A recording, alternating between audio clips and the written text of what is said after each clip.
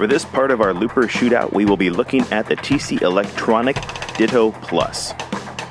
The Ditto Plus has 99 different locations that you can save a total of 60 minutes runtime, import and export using your standard WAV files, has 24-bit digital audio conversion. So in the Mac OS, you do not have to have any additional drivers to be able to import and export files from the Ditto Plus. The Ditto Looper has a very easy to understand, uncluttered interface. As you see here, it shows you that there is a loop recorded, which loop track number we are on, and how much time is in that loop. When you press play, it will not change the static number up here, but rather you get a readout bar telling you how much time is left on that loop. Real easy to get to the different loops that I've recorded here. Just simply pressing these buttons on the side gets us to each one, and as you can see, I have quite a few for just different scrap ideas that I've loaded. And now when you are recording, it does tell you the time here. It doesn't give you that number when it's counting back or playing. It'd kind of be cool to have it have a backwards count feature, but it doesn't affect the usability of this unit really much at all. And that's why you've got the red line now. Notice the timer stopped. It's no longer telling you how long the loop is. Instead, it's showing you a countdown visually of how much time you're using and how much time is left. Long press is what will get you into overdub mode. So right now, if it had a signal, it would be recording an overdub for us, going 10 seconds. I hit it again just to go back to playback mode. Now it'll play back the riff that I just would have recorded. To stop, I simply press twice. Now we get the pause ID. To clear everything out, I just simply hold it down, and now that memory slot is completely erased.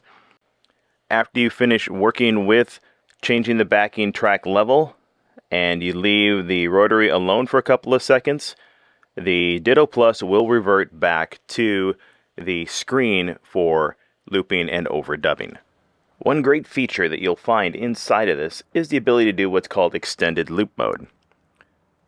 Extended loop mode allows you to take a track you've already recorded, record another layer over the top of it that is longer than the original, and however long that next track is, that is going to be the new length of the extended loop.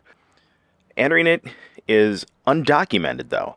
I looked all throughout TC Electronic's website, and when I pull up the quick start guide online, and even what's included in the box for that matter, there is no information telling you how to get into this mode, although it is actually relatively simple. On the device itself, you take the scroll buttons that would normally get you through the different selections and hold down both buttons at the same time. First it'll give you backing level, then it'll say extended loop mode. Now, you can barely see it there, but it had yes and no at the top. I clicked yes, and now it shows me I am in the extended loop mode on the device itself. Connecting via mini USB cable to your computer could not be more easy. Once you have it plugged in, you will see the counter connects. Once you're at 100%, you'll then be able to see the Ditto Plus as a viewable folder device on your computer. You can look at all the different track folders, and each side one you will see the loop wave or the imported wave that you have brought over. Just make sure it's 441K and 24-bit for optimal use. Unplug the USB, you will then be greeted by your standard operation screen, and the Ditto will be once again ready to go.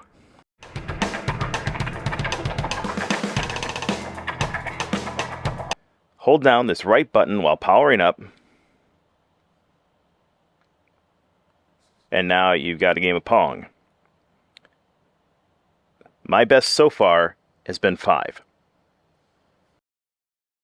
The Ditto Looper itself is very easy to use, nice and compact, able to be put on any board, 99 memory locations, and of course, plug and play. It could not be simpler for interfacing with your computer to swap and save files.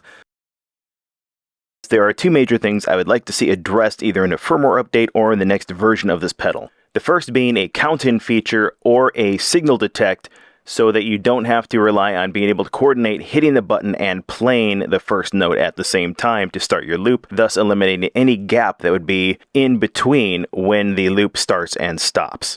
The other would be official documentation for how to use things like the extended loop mode. Honestly, I looked through the entire TC Electronics website and could not find this anywhere.